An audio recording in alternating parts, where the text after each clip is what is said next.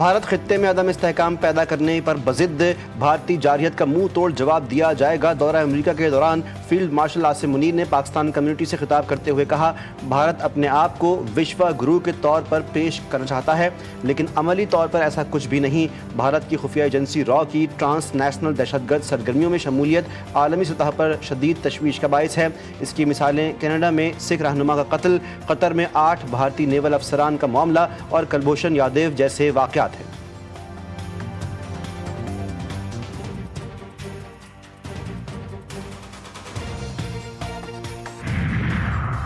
असद कैसर के गुमराहकुन बयानात अवाम के हक में नहीं। वफाकी वज़ीर इत्तलात अता तारड़ ने अपने एक बयान में असद कैसर की न्यूज़ कॉन्फ्रेंस को गुमराहकुन करार देते हुए कहा कि तरसीलात ज़र 38 अरब डॉलर्स तक पहुँच चुकी। करंट अकाउंट सरप्लस 2.1 अरब डॉलर हो गया और महंगाई में कमी आ रही है। बरामदात में इजाफा हो रहा है। स्टॉक मार्केट मुसलसल ऊपर जा रही है और मईशत तरक्की कर रही है। उन्होंने असद कैसर से सवाल किया, क्या आपको ये हकीकतें कबूल नहीं?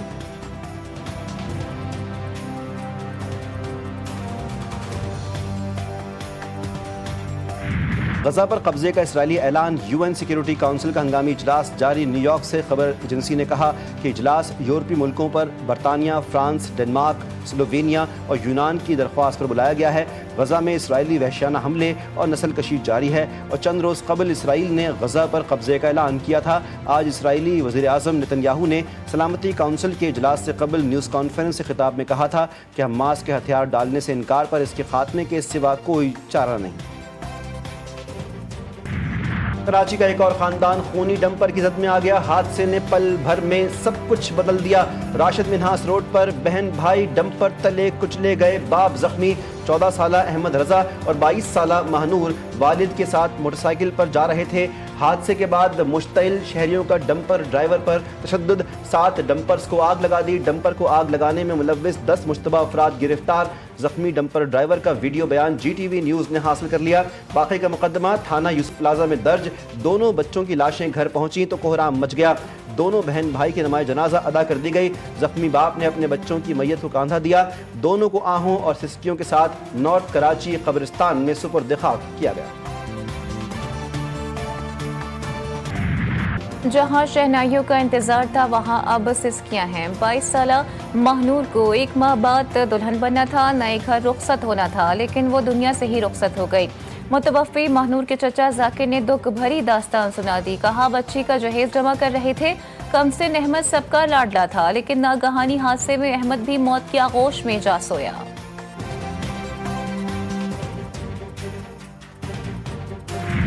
अगर ट्रक ड्राइवर जिम्मेदार हुआ तो इसे सजा मिलेगी। शर्जील मेमन का डंपर की टक्कर से बहन भाई की अमवात पर इजहार अफसोस। कहा, कराची में इंतशार और बदअमनी फैलाने की किसी कोशिश को कामयाब नहीं होने दिया जाएगा।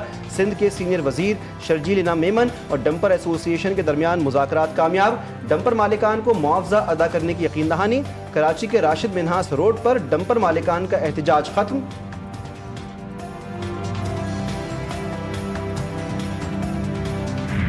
कराची में मेरे आने से पहले एक वाक़या हुआ है।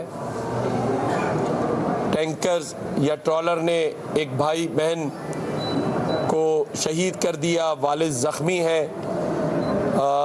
मैं हुकूमत से भी कहता हूँ और ट्राले मालकान से भी कहता हूँ कि अपने लोगों से कहें कि एहतियात करें। जानी नुकसान से बड़ा कोई नुकसान नहीं है। डंपर ने बहन भाई को शहीद कर दिया। ट्रॉलर मालिकान अपने लोगों से कहें एहतियात करें, जान से बड़ा कोई नुकसान नहीं। गवर्नर सिंध कहते हैं कि अवाम भी कानून अपने हाथ में ना लें, अमन व अमान कायम रखें। MQM पाकिस्तान का लवाहिकीन से इज़हार ताज़ियत। तर्जुमान का कहना है कि डंपर हादसात रोज़ का मामूल बन चुके हैं। हुकूमत सिंध ट्रैफिक कवानीन पर अमल दरामद कराने में मुकम्मल नाकाम है। अमीर जमात इस्लामी कराची मुनम जफर बोले, यहाँ लोग हादसात में अपनी जिंदगियां गंवा रहे हैं, मगर हुकूमत को नंबर प्लेट्स की पड़ी है।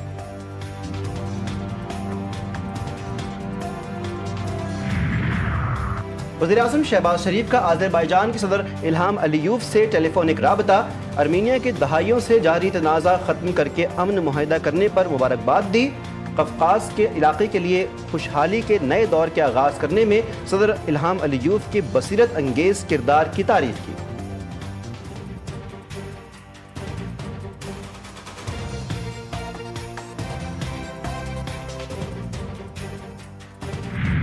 पाकिस्तान का भारत को तैयारों के जखीरे की आजादाना तस्दीक करवाने का चैलेंज।